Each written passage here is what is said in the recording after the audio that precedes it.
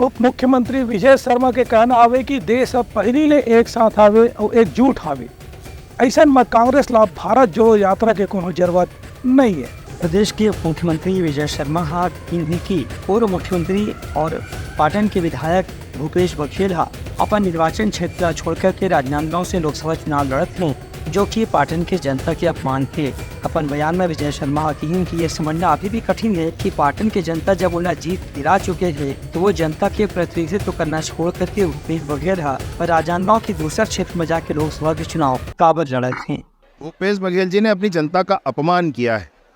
जिन जनता ने उनको ऐसे समय में भी विधायक चुना है, पाटन की जनता ने उनका अपमान भूपेश बघेल जी ने किया है। और वो भागकर नांदगांव क्यों गए, समझने की जरूरत। 3 चरणों में छत्तीसगढ़ में चुनाव हैं।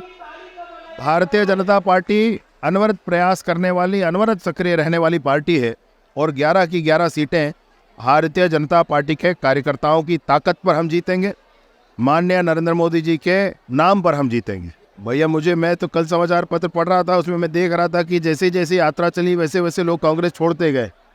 तो वो कांग्रेस तोड़ो यात्रा है एक्चुअली। भारत जोड़ने का मिसला क्या कहते हैं भाई, सुनो आप, ये कॉन्सेप्चुअली बड़ा गड़बड़ लगता है मुझे मामला। क्या भारत एक नहीं है? क्या भारत में कोई परेशानी है? कैसा दृष्टिकोण है, मैं तो ये समझने की कोशिश करता हूँ। ऐसे दृष्टिकोण के साथ काम नहीं करना चाहिए। हमको दिखता है भारत समरस है, एक साथ है पूरा भारत। उनको क्यों नहीं दिखता? उनको कोई जोड़ने की जरूरत क्यों दिखती?